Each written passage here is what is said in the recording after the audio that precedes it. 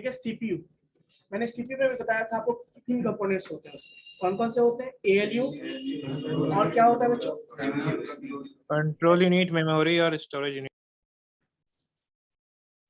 Control unit, memory और storage unit. तो memory unit और स्टोरेज यूनिट एक ही हो गया ना उसमें। बेसिकली सीपीयू के अंदर होते हैं, एक सीयू होता है दैट इज कंट्रोल यूनिट, दूसरा होता है एएलयू। जितने भी आप अरिथमेटिकल और लॉजिकल ऑपरेशंस को परफॉर्म करते हो that is done in the ALU part. Clear है? नेक्स्ट है बच्चों, मैंने बोला था आपको MU, that is called memory unit. उसमें स्पेशली जब सीपीयू की बात करते हैं उसमें रैम को इंक्लूड करते हैं, रैम रोम, है ना।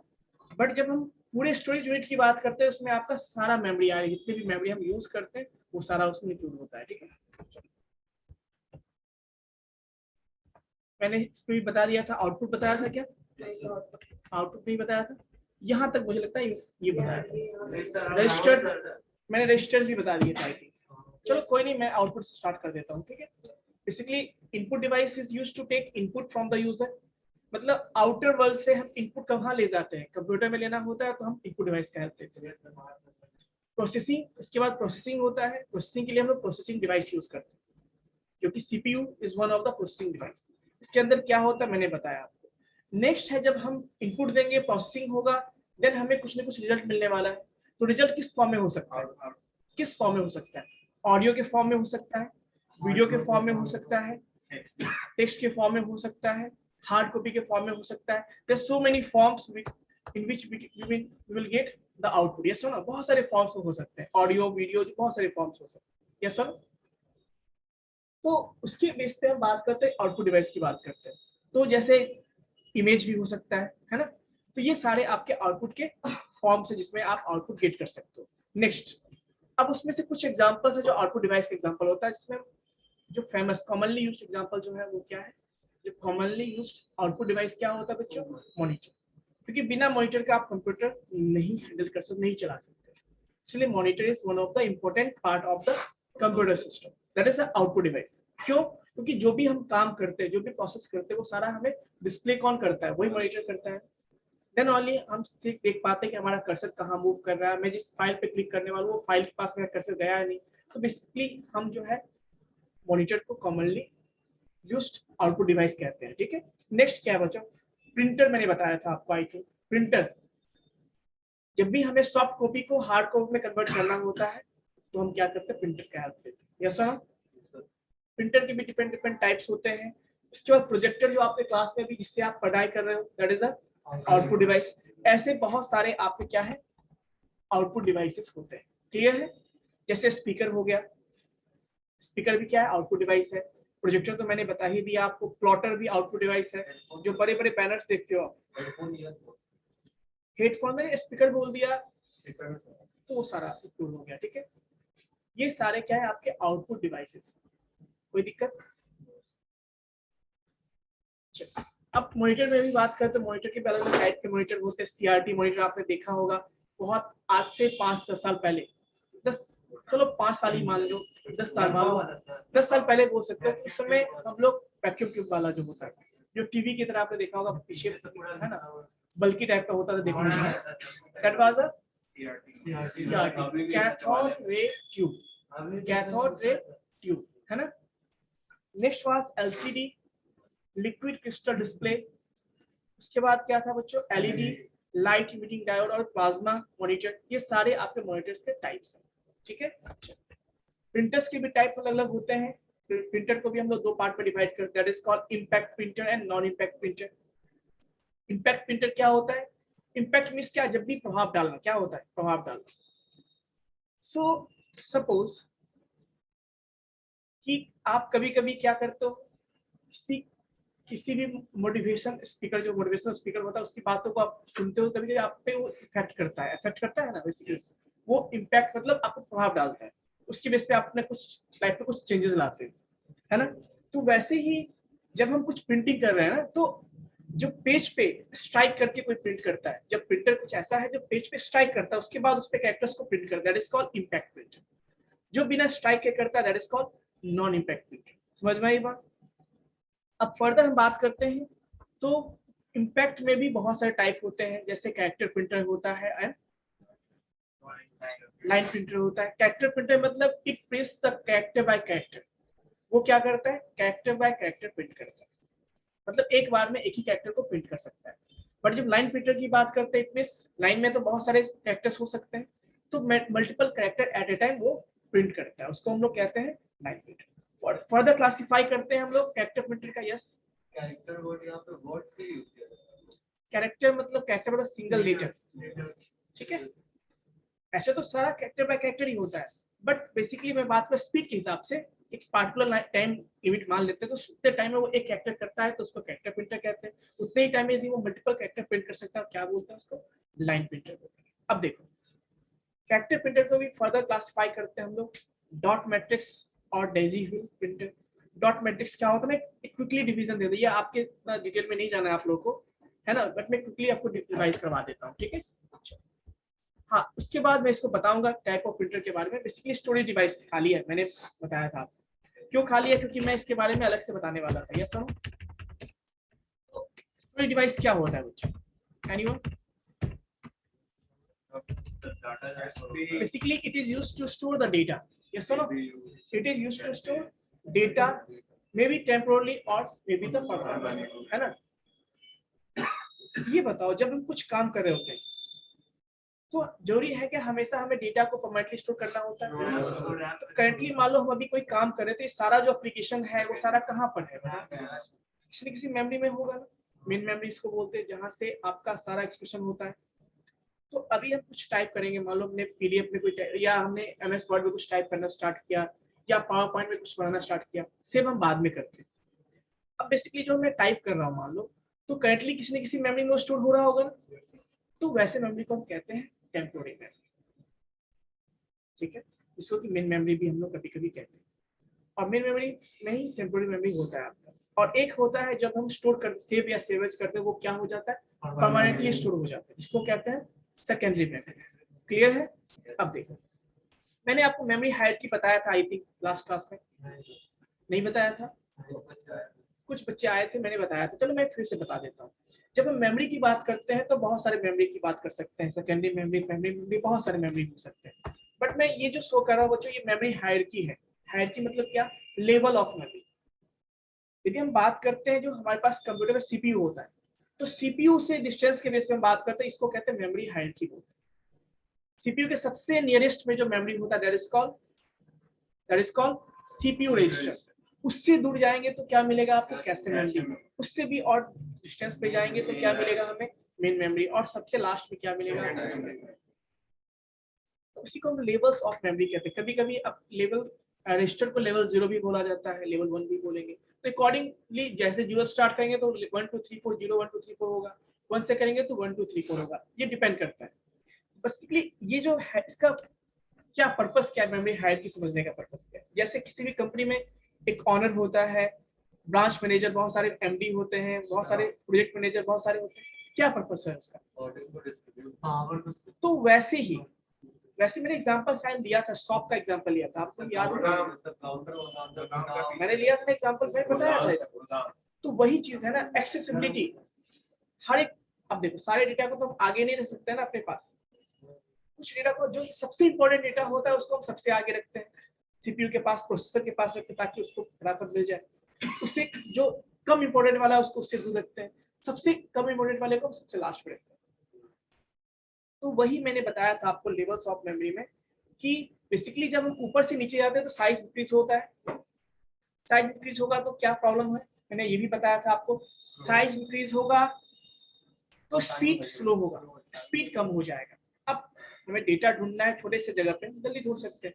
थोड़ा बड़ा साइज होगा स्पेस का, थोड़ा और टाइम लगेगा। हमें फील्ड में ढूंढना है तो और भी टाइम लगेगा, मार्केट में ढूंढना है तो और भी टाइम लगेगा। तो बेसिकली मैं क्या बोला आपको, साइज इंक्रीज होता है तो स्पीड क्या होता है? डिक्रीज होता है।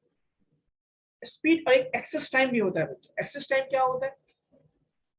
कि जब स्पीड मतलब कितना जल्दी हमें डेटा मिल गया, एक्सेस टाइम मतलब कितना जल्दी हम एक्सेस कर लेते हैं data, that is called access time.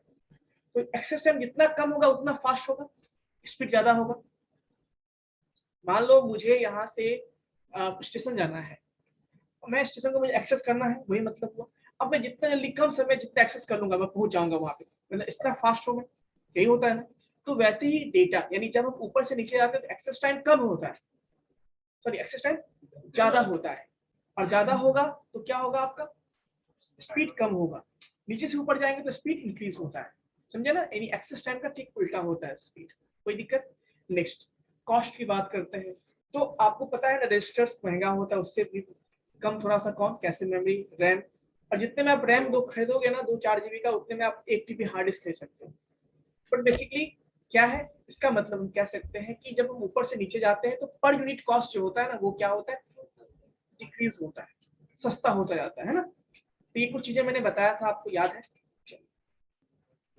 Next मैंने आपको बताया था, ये एग्जांपल मैंने समझाया था, शॉप का एग्जांपल बताया था कि कोई शॉप है, शॉप पे सीपीयू मान लो, शॉप का ऑनर है सीपीयू, जो कि आगे फ्रंट पे बैठता है, गद्दी लगा होता है उस पे बैठता है वो काउंटर के पास, है ना, जहाँ पे उसके हाथ में क्या होता है, एक रजिस्टर होता है, मतलब एक ड्रॉर होता है जिसमें वो क्या करता है,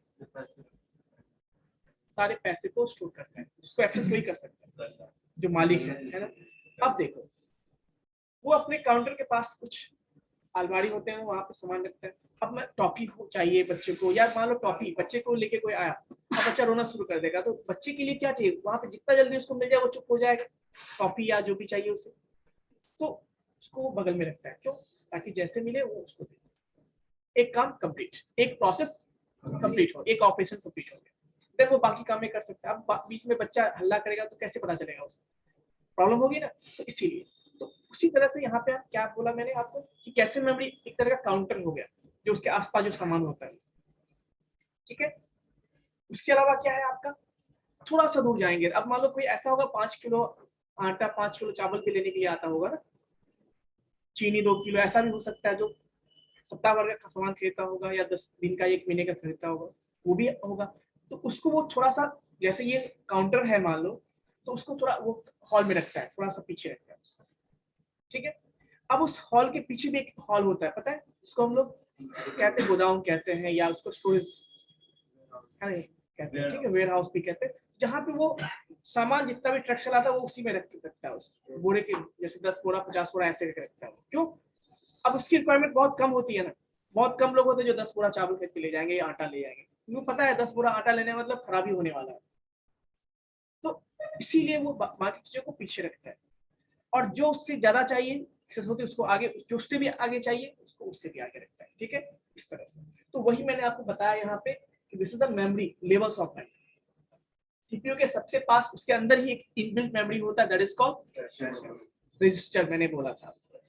जैसे जैसे शॉपकीपर अपना काउंटर जहाँ पे ड्रॉअर में रुपया रखता है केवल वही एक्सेस कर सकता है, वैसे ही उस मेमोरी को, रजिस्टर को केवल प्रोसेसर ही एक्सेस कर सकता है, ठीक है।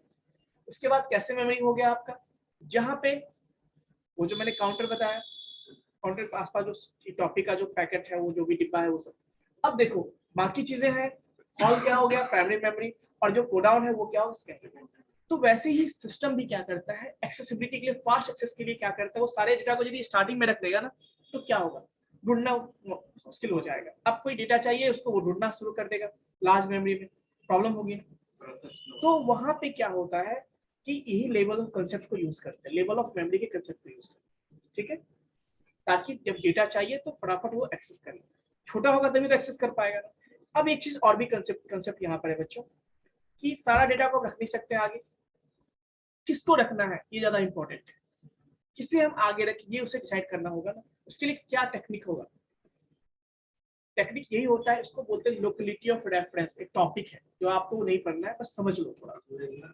जैसे सिंपल सी बात हो, मैं क्लास एग्जांपल लेता हूँ, तुम लोग में से कुछ बच्चे बदमाशी करते हैं, बात करते हैं, मैंने एक बार देखा कि ये बच्चे बदमाशी करते हैं, नेक्स्ट टाइम जब कोई हल्ला या कोई बदमाशी करेगा या कोई बात करेगा तो मैं समझ जाऊंगा कि हो सकता है जहां पे लास्ट जिसने किया था उसी के आसपास कोई बदमाशी कर रहा होगा, पहले तो उसी को देखेंगे ना। इसी को कहते हैं लोकेलिटी ऑफ रेफरेंस, कि नेक्स्ट टाइम जब हमें, हो सकता है जब कोई इसमें हल्ला करना शुरू करे या बात करना शुरू करे तो टीचर क्या करता है, उसी पार्टिकुलर लोकेशन को देखेगा या उसके आसपास वाले को देखेगा, यही होता है ना, इसी को कहते हैं लोकेलिटी ऑफ रेफरेंस।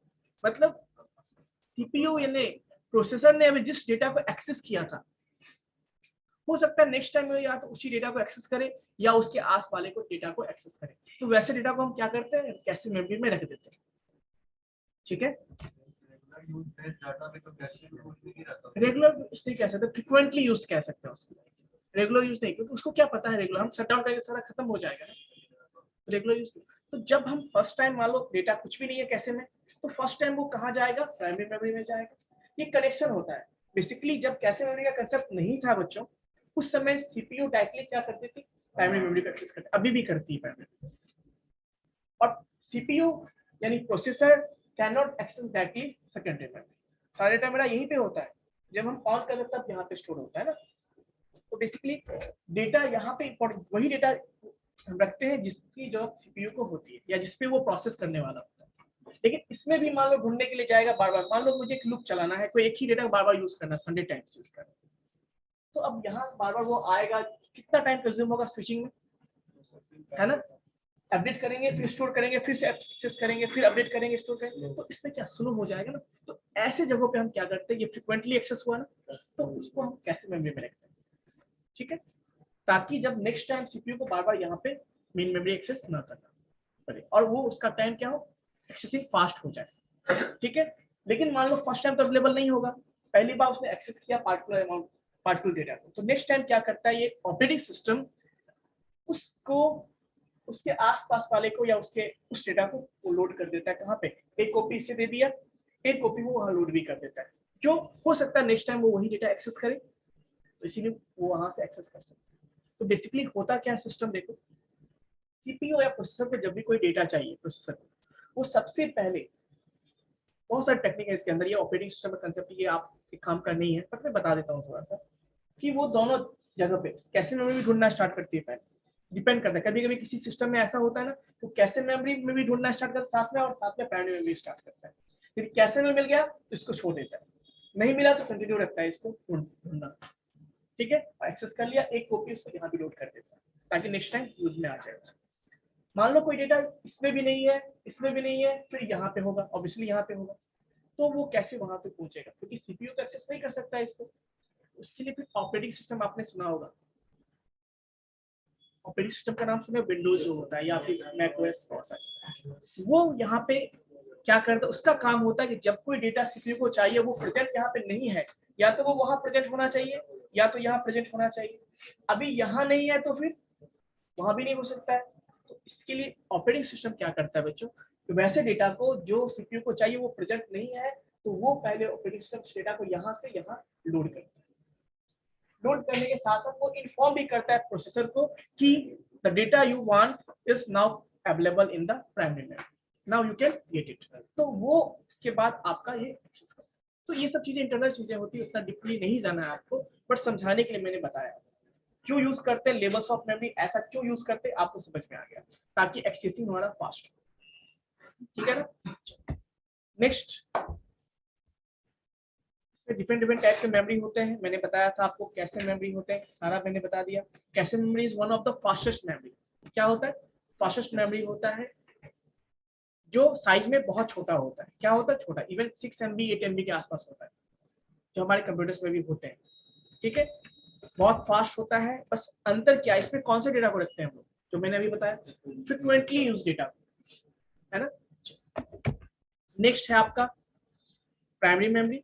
ये कौन सा होता है, इसको मेन मेमोरी कहते हैं। इसके दो पार्ट होते हैं, प्राइमरी मेमोरी या मेन मेमोरी। क्यों बोलते हैं इसको, रीजन, क्योंकि प्रोसेसर या जो सीपीयू होता है always access the primary memory और सेकेंडरी प्राइमरी मेमोरी फर्स्ट, हमेशा वो प्राइमरी मेमोरी को ही एक्सेस करता है और वहीं से एक्सक्यूशन को स्टार्ट करता है। इसीलिए इसको मेन मेमोरी बोलते हैं, क्योंकि जो फर्स्ट मेमोरी जो आपके यूज में आता है, सिस्टम के यूज में आता है, इसीलिए इसको मेन मेमोरी कहते हैं। जब हम कंप्यूटर ऑन करते हैं तो हमारा ऑपरेटिंग सिस्टम भी जो है हार्ड डिस्क के अंदर होता है, वो कहाँ लोड होता है, आपके प्राइमरी मेमोरी में लोड होता है, तभी वो काम, तभी हमारे लिए यूजेबल वो कंप्यूटर बन पाता है, ठीक है। तो बेसिकली कहने का मतलब ये हुआ कि जो सबसे पहला मेमोरी जो यूज में आता है that is called primary memory, या उसको मेन मेमोरी कहते हैं। अब इसमें दो पार्ट होते हैं, एक होता है रैम और दूसरा आपने सुना होगा रोम का नाम, सुना है online students, online students am audible, Yes, sir. Yes, sir. Okay, Yes, sir. अच्छी बात है, मेरी आवाज आपको आ रही है। तो बेसिकली कहने का मतलब ये है कि दो तरह के इसके भी टाइप होते हैं, एक रैम होता है, एक रोम होता है। अब पूछोगे sir what is RAM, what is ROM? तो रैम का फुल फॉर्म आप जानते हो, रैंडम एक्सेस मेमोरी, और रोम का क्या होता है, read only memory. So basically हम जो भी काम करते हैं ना वो सारा रैम में करते हैं। या अभी जो सिस्टम ऑन भी है तो हमारा जो एप्लीकेशंस यूज हो रहा है वो कहाँ पर है अभी, रैम। तो that is called random access memory. अब देखो रोम क्या है, रैम को हम एक और नाम से जानते हैं, वॉलेटाइल मेमोरी भी कहते हैं, सुने हो? Yes. और रोम को हम लोग नॉन वॉलेटाइल कहते हैं। क्यों कहते हैं? What do you mean by volatile and non volatile? Close करने के बाद So when we, yes, very good. When we switch off the computer, then the data disappear या volatile हो जाता है। उस मेमोरी को हम क्या कहते हैं? Volatile कहते हैं। जिसमें disappear नहीं होता उसको हम क्या कहते हैं? तो RAM आपका volatile है, ROM आपका volatile नहीं है। अब पूछोगे सर ऐसा क्यों? अब पूछोगे सर ROM का क्या यूज है? What is the purpose of ROM? Basically बच्चों देखो, जब हम कंप्यूटर को ऑन करते हैं ना, जब हम कंप्यूटर को स्विच ऑन करते हैं तो आप देखते हो क्या तुरंत कंप्यूटर आपका एक्टिव हो जाता है क्या, यूज करने लायक? नहीं, कुछ टाइम लगता है ना, कुछ ड्यूरेशन देखते हो। उस प्रोसेस को क्या कहते हैं? बूटिंग प्रोसेस कहते हैं या बूट प्रोसेस कहते हैं। तो वो जो बूट प्रोसेस के लिए, अब बताओ जब कंप्यूटर स्विच ऑफ था, हमने बटन दबाया, उस समय तो मेरा रैम यूज में नहीं है क्या? नहीं है। तो आखिर कंप्यूटर को कौन बताएगा, इंस्ट्रक्शन देगा कि आपको कैसे कैसे कंप्यूटर को ऑन करना है? यानी कंप्यूटर्स को ऑन करने के लिए, एक्टिव यूजेबल बनाने के लिए कोई इंस्ट्रक्शन देने वाला होना चाहिए ना। अब वो हमेशा होना चाहिए, नहीं कि हम स्विच ऑफ करें तो वो खत्म हो जाए फिर से हमको लोड करना। तो इसलिए हमें एक ऐसा मेमोरी की जरूरत होती है जो कंप्यूटर स्विच ऑन करते वो एक्टिव हो जाए और वो इंस्ट्रक्शन दे सिस्टम को कि आपको ऐसे ऐसे बूट करना है और इस तरह से कंप्यूटर को रेडी करना है। तो उसी के लिए हम लोग क्या यूज करते हैं? रोम यूज करते हैं, जिसको रीड ओनली मेमोरी। मतलब रीड ओनली मेमोरी मतलब हम केवल रीड कर सकते हैं, राइट नहीं कर सकते। वो भी हम नहीं कर सकते, वो भी सिस्टम रीड करता है। उसमें इंस्ट्रक्शन दिए होते हैं कि इसके बाद ये होगा, फिर ये होगा, फिर ये होगा। उस सारे इंस्ट्रक्शंस को वो फॉलो करता है। देन आपका कंप्यूटर क्या होता है? यूजेबल, मतलब रेडी हो जाता है आपके यूज के लिए। Sir Yes. वैसे केस में डेटा कहाँ जाता है जो बैटरी खत्म हो जाता है और सडन, और नेक्स्ट टाइम आप ऑन करते हैं तो फिर वहीं से रिज्यूम हो जाता है? किसमें देखा आपने? लैपटॉप में जैसे कोई एप्लीकेशन ऐसा जहाँ पे आपने यूज किया हो ऐसा? नोटपैड में देखो नोटपैड में लॉस हो जाता है पहली बात। आजकल के नोटपैड आते हैं या जो MS वर्ड उसमें एक फैसिलिटी दे दिया, ऑटो सेव का ऑप्शन होता है। बट एक्चुअली होता है ऑटो सेव है इसीलिए वो आपको बच गया होता है। लेकिन इससे पहले की बात करेंगे ना, जब पुराने हमारे जो कंप्यूटर्स हुआ करते थे या जो MS वर्ड जो एक्सेल हुआ था उसमें ऐसा फीचर नहीं था। तो यदि हम बीच में कुछ काम करें और स्विच ऑफ कर दिया तो फिर वो डेटा आपको नहीं मिलता। लेकिन आजकल के जो हमारे सॉफ्टवेयर से थोड़ा एडवांस है तो उसमें ऑटो सेव का फीचर्स होता है। मतलब ऑटो सेव का मतलब क्या हुआ कि कुछ देर के बाद ऑटोमेटिक डेटा को सेव करता रहता है, तो इसीलिए आपको मिल जाता है।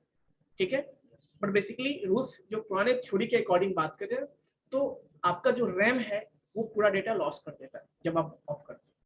लेकिन रोम ऐसा है जिसमें आप जो पहले से रखा होता है वो कभी लॉस, इसीलिए उसको हम लोग क्यों यूज करते हैं? एज अ बूटिंग प्रोसेस के लिए यूज करते हैं।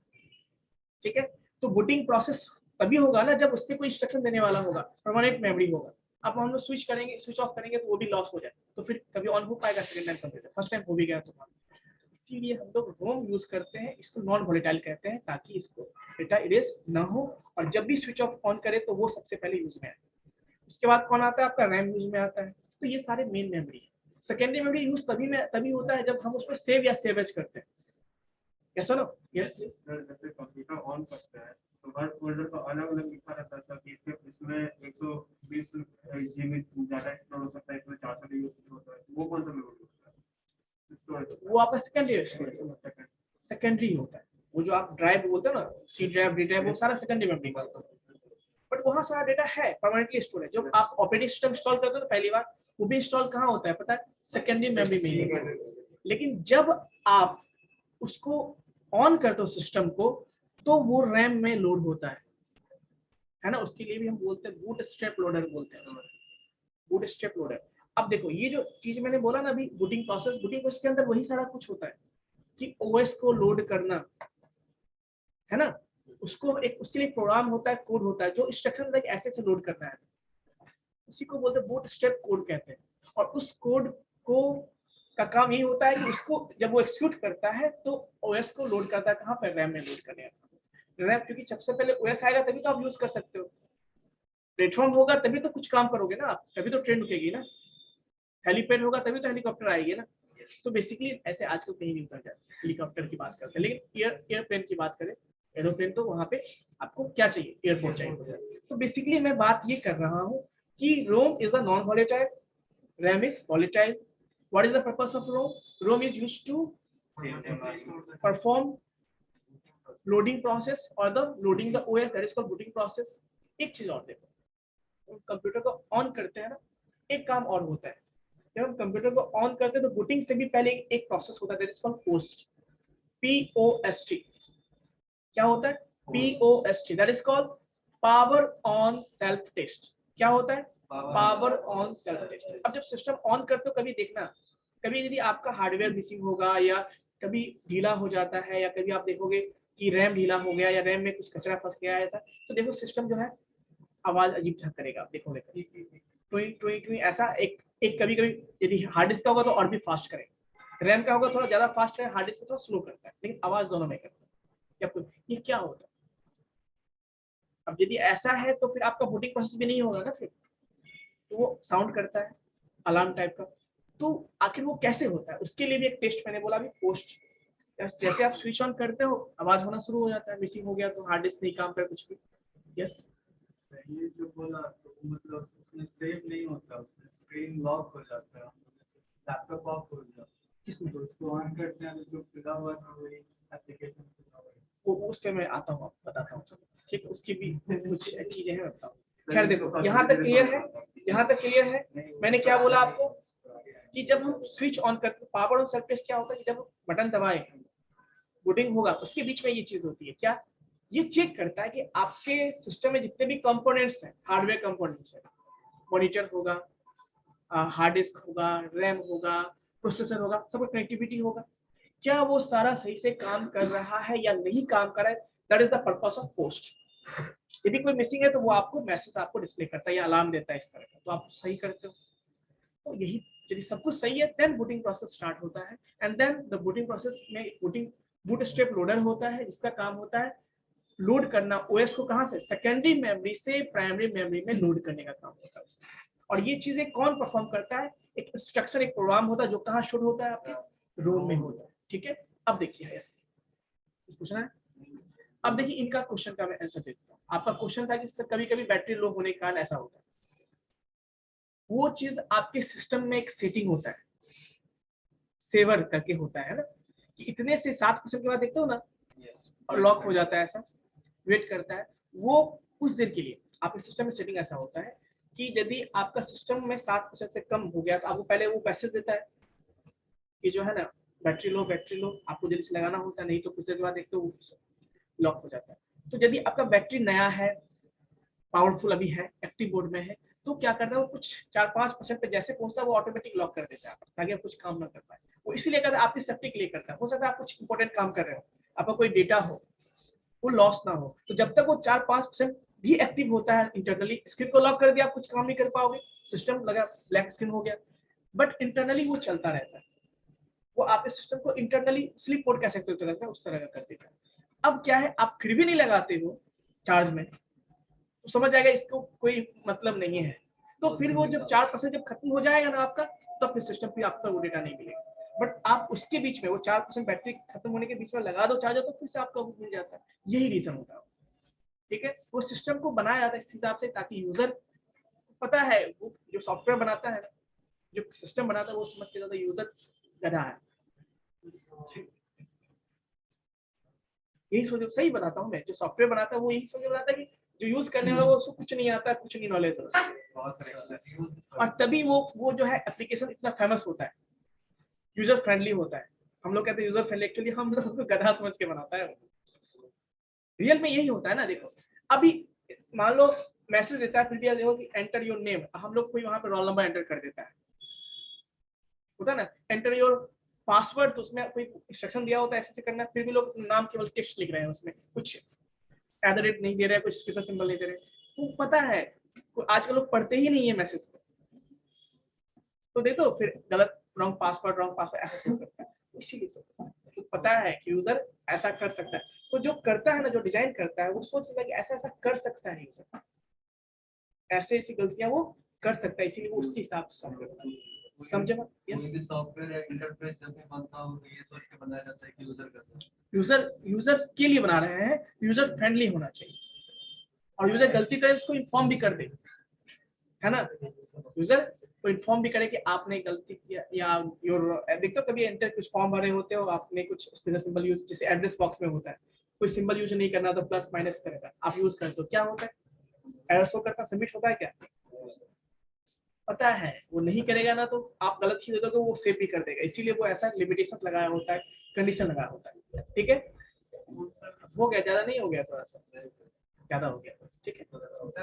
आप लोगों को हाँ, देखिए स्लो होने का बहुत सारा रीजन हो सकता है। जैसे पहली बात ये सर, अब देखो इस टॉपिक पे आए हो तो मैं बता देता हूँ, जो हमारा ऑपरेटिंग सिस्टम होता है ना, बेसिकली एक कंफ्यूजन और भी आप लोगों ने नहीं पूछा, मैं मुझे बताना है, मैं खुद बता देता हूँ कि रैम का साइज कितना होता है, 4 GB 8 GB, लेकिन जो हम ओएस इंस्टॉल करते हैं अपने कंप्यूटर में ऑपरेटिंग सिस्टम, वो जनरली जैसे विंडोज 10 की बात करते हैं, वो 25 to 40 GB स्पेस लेता है, 25 to 40 GB के आसपास स्पेस लेता है। अब बताओ, मैंने बोला अभी रोम लोड करता है, तो कैसे possible, how it is possible to load the 25 GB of OS in 4 GB of RAM? It is possible. ये क्वेश्चन आपने नहीं पूछा है ना? आपका क्वेश्चन क्या था बताइए? अभी आपका क्वेश्चन स्लो हो जाता है, देखिए वही रीजन है। अब देखिए क्या है ना कि जैसे जो रैम होता है हमारा, मान लो 4 GB रैम है, क्या उस 4 GB में हम पूरे ओएस को इंस्टॉल कर सकते हैं? क्या लोड कर सकते हैं? नहीं कर सकते। तो कैसे होता होगा? तो ओएस का एक पार्ट होता है, इसको कर्नल कहते हैं। ओएस का एक पार्ट होता है, इसको हम कर्नल कहते हैं, कर्नल, है ना? अब कर्नल मतलब वो इंपॉर्टेंट पार्ट होता है, सबसे एसेंशियल पार्ट होता है ओएस का, वही केवल आपका इसमें रैम में स्टोर हमेशा के लिए इंस्टॉल होता है, जब इंस्टॉल होता है तभी वो चला जाता है उसमें, और उसका काम होता है जब कंप्यूटर ऑन करते हो ना, तो जो एसेंशियल पार्ट है, जैसे कंप्यूटर का बहुत सारा फीचर्स होता है, जैसे आप कैसे तो प्रोसेस मैनेजमेंट होता है, मेमोरी मैनेजमेंट होता है, सिक्योरिटी होता है, फाइल मैनेजमेंट होता है, ये सारे काम ऑपरेटिंग सिस्टम के होते हैं। तो क्या सब कुछ आपके लिए जरूरी है? क्या नहीं, जब जिसकी जरूरत होती है वही पार्ट केवल वो लोड करता है, बाकी को लोड नहीं करता, इसीलिए आपको उतने में ही काम हो जाता है। पूरा का पूरा करेगा तो फिर 35 GB का चाहिए। तो देखिए अब सिंपल सी बात देखो, अब हम पेशेंट मॉनिटरिंग सिस्टम की बात करते हैं, वेंटिलेशन सिस्टम देखें, जो यूजर पेशेंट का जो मॉनिटर करता है, बीपी, उसके बाद जो है ऑक्सीजन लेवल, बहुत सारी चीज मेजर करता है, जिसके क्या वहां पे हमें फाइल मैनेजमेंट करनी पड़ती है? क्या वहां पे फाइल मैनेजमेंट, जो रियल टाइम में इंफॉर्मेशन चाहिए हमें स्टोर करने की जरूरत नहीं पड़ती है। अब कोई यूजर है, कोई पेशेंट है, उसका हमें जैसे हम चाहते हैं कि जैसे उसका ऑक्सीजन लेवल इससे कम हो अलार्म बजे, जैसे उसका बीपी लो हो अलार्म बजे, हाई हो अलार्म बजे, ऐसा ही होता है ना? तो वहां पे हमें इंफॉर्मेशन रियल टाइम में चाहिए ना, वहां पे स्टोर करने की जरूरत नहीं है हमें, तो वहां पे फाइल मैनेजमेंट की जरूरत नहीं पड़ेगी। सिक्योरिटी की जरूरत पड़ेगी क्या? वहां पे कोई नहीं, कौन सा इंटरनेट से कनेक्टेड है जिससे कोई उसको हैक कर ले, हैक भी कर लेगा तो क्या करेगा वो? तो ऐसे बहुत सारे फीचर्स होते हैं ओएस के, जिसकी जरूरत नहीं होती उसको वो लोड नहीं करता है। जैसे एसेंशियल फीचर्स में क्या क्या होता है, जैसे आप कैसे तो प्रोसेस मैनेजमेंट, क्योंकि हमारे कंप्यूटर में बहुत सारे प्रोग्राम रन कर रहे होते हैं, बहुत सारे एप्लीकेशन रन कर रहे होते हैं, तो उसका अपना अपना प्रोसेस होता है, ठीक है? तो प्रोसेस मैनेजमेंट हो गया। मेमोरी मैनेजमेंट भी कह सकते हो कि हम सिस्टम में लोड करते हैं कौन सा डेटा कहाँ पे स्टोर होना चाहिए सही से, वो सारा काम करता है। तो इसीलिए जो एसेंशियल पार्ट होते हैं उसी को हम लोड करते हुए। अब एक चीज है, अभी स्लो पूछा आपने, अब देखो रैम में जैसे 4 GB रैम है, तो उसमें से कुछ पार्ट कर्नल ले लेता है, कुछ पार्ट जो होता है जो हमारे यूजर के लिए होता है, यूजर मतलब हमारे जो यूजर एप्लीकेशंस होते हैं, यूजर एप्लीकेशंस होते हैं, जैसे मान लो अब कुछ मैंने क्या बोला आपको, सिस्टम यदि यूज करेंगे तो सिस्टम को ऑन रखने के लिए भी जो ओएस भी तो एक एप्लीकेशन है ना, एक सॉफ्टवेयर है जो रन करना चाहिए, वो कहाँ होता है? कर्नल में होता है, रैम का ही पार्ट होता है। और उसके अलावा हम अपने फिर एप्लीकेशन, जैसे अभी हमने जूम ओपन कर रखा है, पीपीटी ओपन कर रखा है, बहुत सारे एप्लीकेशन को हमने ओपन कर रखा है, ब्राउजर ओपन कर रखा है, ये सब ये जो चीजें हैं ये भी तो एक यूजर एप्लीकेशन है ना, यूजर अपने हिसाब से चलाता है, तो इसके लिए भी तो लोड करने का स्पेस होना चाहिए रैम में ना। कुछ रैम का कुछ पार्ट कर्नल ले लेता है, ओएस का जो पार्ट है, कुछ पार्ट होता है यूजर के लिए, उसको यूजर स्पेस बोलते हैं। क्या बोलते हैं उसको? यूजर स्पेस, जो हमारे लिए होता है, उसमें हम अपना एप्लीकेशन, इसीलिए कभी रैम देखोगे ना, रैम पूरा का पूरा शो नहीं करेगा आपके लिए, आपको देखेगा जैसे 4 GB है तो 3 पॉइंट समथिंग ऐसा दिखेगा, तो ओएस का कुछ पार्ट उसमें पहले से कर्नल इंस्टॉल है ना। अब देखो, अभी स्लो की बात की थी इसमें, तो जो कर्नल के लिए कुछ स्पेस होता है, और कुछ यूजर के लिए स्पेस होता है। उस दोनों के बीच में थोड़ा सा स्पेस हम लोग छोड़ देते हैं, इसको कहते हैं ब्रीदिंग स्पेस। क्या कहते हैं उसको? उसको कहते हैं ब्रीदिंग स्पेस। ये क्या होता है ब्रीदिंग स्पेस? अब देखो, हम पूरे रैम को तो ओएस को नहीं दे सकते हैं, नहीं तो वही लेके बैठ जाएगा, फिर बाकी हम एप्लीकेशन कैसे रन करेंगे? पूरा का पूरा हम अपने लिए नहीं रख सकते हैं, फिर ओएस कैसे हमारा जाएगा? उसी पे दो पार्ट हो जाता है। उस दोनों के बीच में हम थोड़ा सा स्पेस छोड़ दें, जो अनयूज स्पेस होता है, उसको हम कहते हैं ब्रीदिंग स्पेस। जैसे हम श्वास, हम लोग ब्रीदिंग करते हैं ना, तो क्या करते हैं? जब हम लेते हैं तो क्या होता है? कंट्रैक्शन होता है, छोड़ते एक्सपेंशन होता है, ऐसा कुछ होता है। वैसे ही वहां पे कर्नल का जो स्पेस होता है ना, वो भी जब मान लो हमें कुछ नई फीचर्स की जरूरत होगी, लोड करेगा ना उसमें, तो क्या होगा? वो स्पेस पर एक इंक्रीज होगा, क्या बोलते हैं, एक्सपेंशन होगा। यूज हो गया मान लो, अब हमें 2-3 फीचर की जरूरत नहीं है, वो उसको हटा देगा ना, तो क्या होगा? साइज छोटा हो जाएगा उसका। तो ये जो एक्सपेंशन और कंट्रैक्शन जो होता है, उसके लिए हम कुछ स्पेस छोड़ते हैं, ताकि कर्नल यदि इंक्रीज हो, एक्सपेंड हो, ज्यादा स्पेस की रिक्वायरमेंट हो, तो वो उसमें मैनेज हो सकता है। फिर जब रिक्वायरमेंट खत्म हो जाएगी, फिर वो कम हो जाएगा, तो उसके लिए स्पेस छोड़ते हैं। और वही स्पेस यदि आप नहीं छोड़ते हो, या आपका मेमोरी फुल हो जाता है किसी न किसी रीजन से, तो आपका सिस्टम स्लो हो जाएगा। स्पेस बचता नहीं है रैम में कि उतने एप्लीकेशन, आप बहुत सारे एप्लीकेशन खोल दो ना, हैंग करना शुरू हो जाएगा, क्योंकि स्पेस है ही नहीं रैम में बाकी एप्लीकेशन के लिए। सारे एप्लीकेशन कुछ ना कुछ जगह लेते हैं वहां। तो वही एक रीजन वो भी स्लो का है। दूसरा रीजन ये है कि आपके सिस्टम में यदि कोई वायरस है, कुछ चला गया हो, उसके कारण भी हो सकता है। कभी कभी ये भी होता है रीजन कि या तो आपका रैम में कुछ प्रॉब्लम हो, या कभी कभी है कि कुछ आपने पूरा सी ड्राइव को पूरा भर दिया है, ब्रीदिंग स्पेस जो कि नहीं है, इसलिए भी होता है। ठीक है, तो ये कुछ चीजें हैं जो डिपेंड करती हैं। वायरस जो होता है वो क्रिएट किया जाता है कि वो भी सिस्टम के देखो, वायरस जो है अनवांटेड, उसको कहते हैं ना, प्रोग्राम ही होता है एक तरह का। उसको लोग स्टार्टिंग में क्रिएट किया गया था सिक्योरिटी पर्पस के लिए, आप इसके लिए। किसी को होता है ना, जैसे कि मान लो आपको डेटा, हमें आपका डेटा को खराब करना, तो उसके लिए एक अनवांटेड प्रोग्राम बनाया गया था। लेकिन वो ऐसा हो गया कि वो धीरे धीरे फैल गया। पहली बार किसी ने यूज के लिए बनाया था, लेकिन वो धीरे धीरे फैल गया। अब जब फैल गया तो फिर उसको बचाने की जरूरत पड़ी। उसी कंपनी ने फिर क्या बनाया, उसका एंटीवायरस बनाया। जैसे मेडिकल में क्या होता है, पहले बीमारी फैलाओ, फिर एक दवा बनाओ, और फिर सबको। मूवीज देखते होगे आप लोग, खासकर साउथ की मूवी में ये सब ज्यादा देखते हैं, ऐसा होता है ना। क्रिश मूवी में भी तो यही कॉन्सेप्ट है। तो वही चीज होता है, यहाँ भी होता है, हर जगह होता है। ठीक है, कोई दिक्कत बच्चों? तो आपको आई थिंक प्राइमरी मेमोरी समझ में आ गया होगा, रैम रोम समझ में आ गया है ना। बैटरी खत्म हो गया 12 दिन के लिए अगर हम उसको ऑफ कर दें, टाइम और डेट है वो देखो, बहुत अच्छा क्वेश्चन इसने पूछा है। 1 मिनट, ये चीज पूछा है। क्या पूछा पहले, इसका आंसर, इसका क्वेश्चन रिपीट कर लेते हैं। बताइए। इसने बोला कि सर स्विच ऑफ हमारा कंप्यूटर है, या बहुत दिन से दरअसल हमने ओपन ही नहीं किया, तो फिर हमारा टाइम कैसे रियल टाइम में आ जाता है, एक्टिव हो जाता है। बेसिकली उसके लिए CMOS एक्मॉस करके एक होता है, एक उसमें चिप या कैसे, तो उसको एक सिंपल सा बैटरी टाइप का होता है, आपके कंप्यूटर में, लैपटॉप में होता है, जो हमेशा एक्टिव होता है।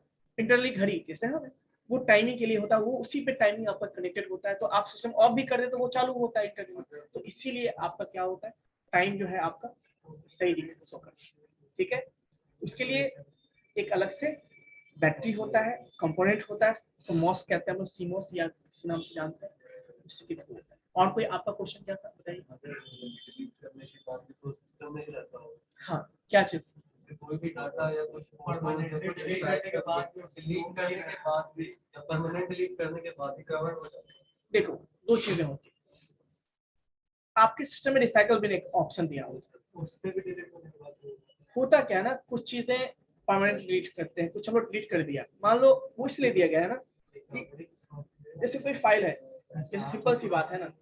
चलो एक एग्जांपल देखो, आप कूड़ेदान यूज करते हो जब पास आपके ऑफिस में होता है, जहाँ आप पढ़ते होगा, आप क्या किए, आपको पेज की जरूरत नहीं थी, आपने उसको ऐसे समझ उसको फेंक दिया। ठीक है, बाद में पता चला कि अरे मिल नहीं रहा, फाइल कहाँ है, अरे उस कूड़ेदान में फेंक दिया था। यदि 1-2 दिन के अंदर हुआ तो आपको फेंका नहीं कोई, तो आप उसको उठा के फिर से सही करते हो, ऐसे सेम वैसा ही होता है। जब, हाँ वही रिसाइकल की बात कर रहा हूँ ना, जब आप उसको डिलीट करते हो तो वैसे ही वो कंट्रैक्ट होके एकदम छोटा होके, है ना, वो क्या होता है, रिसाइकल बिन में चला जाता है, रखा जाता है, जानती कि बहुत सारे बाद में कुछ जरूरत पड़े, ऐसा सिस्टम दिया गया, बैकअप, उसको बैकअप रिकवरी का ऑप्शन कहते हैं, दिया होता है, ठीक है। अब वहां पे चला गया, वो जो आपका मेन जगह छोड़ दिया, बस वो वहां पे कॉन्ट्रैक्ट होकर छोटा सा चला गया, फिर से भी आप चाहोगे तो रिस्टोर कर सकते हो उसको, ठीक है। तो एक होता है ये, एक होता है जो परमानेंटली डिलीट करना होता है ना, तो उसमें भी जनरली छोटा फाइल है तो आप रिसाइकल बिन में चला जाएगा, छोटा फाइल नहीं बड़ा फाइल है तो वो फिर परमानेंटली डिलीट ही हो जाता है। लेकिन हाँ, अभी इसने बोला कि पेन ड्राइव्स कोई डेटा हमने डिलीट कर दिया, उसको बाद में रिकवरी कर सकते, उसके भी बहुत सारे प्रोसीजर हैं। एक्चुअली क्या होता है, जब भी हम कुछ डिलीट करते हैं ना, जब भी कुछ डिलीट करते हैं, उसका छोटा सा, मैंने क्या बोला आपका, छोटा सा एकदम कॉम्पैक्ट होके, उसका एक छोटा सा एक्सटेंशन होके वो उसी मेमोरी में कुछ जगह ले लेता है वहां पे, ठीक है। बट आजकल ऐसे बहुत सारे एप्लीकेशन हमारे पास हैं जिसके थ्रू उसको फिर से रीस्टोर कर सकते हैं। एक्चुअली मेमोरी कभी डिलीट नहीं होता, ये जान लीजिए, बस वो गार्बेज, जैसे मैंने बोला ना, बड़ा सा पेज है, उसको आप फेंकते हो, बस ऐसे ऐसे करोगे, फेंक दिया तो छोटा हो गया ना, बस वैसा ही होता है, वो जगह पे चला जाता है। पेन ड्राइव में 8 GB का पेन ड्राइव है तो उसमें 7 GB और हाँ। वो कंप्रेस होकर उसी तो में देखो, आप पेन ड्राइव में एक चीज और है, पेन ड्राइव आप यूज करते हो, पेन ड्राइव भी तक करके उसमें भी तो, उसको भी चलाने के लिए उसमें एक प्रोग्राम होता है, सॉफ्टवेयर होता है, ड्राइवर होता है, जो भी कहते हैं उसको, तो वो भी तो जगह लेगा ना उसमें, उसको फर्मवेयर कहते हैं एक तरह से। जैसे फर्मवेयर समझते हो कंसेप्ट, सॉफ्टवेयर हार्डवेयर तुम जानते होगे, फर्मवेयर होता है, किसी हार्डवेयर पे उसको फिक्स कर दिया जाता है, सॉफ्टवेयर को उसको कहते हैं फर्मवेयर।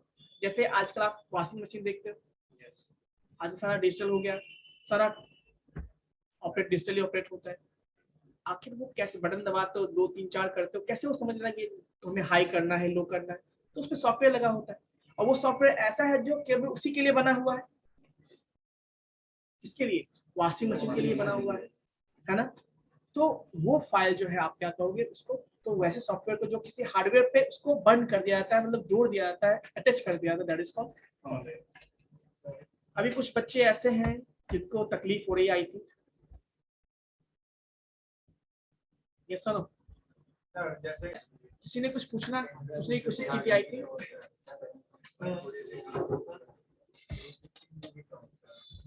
ओके बच्चों, this is for today, you know, next class में हम लोग थोड़ा सेकेंडरी मेमोरी के बारे में डिस्कस करेंगे।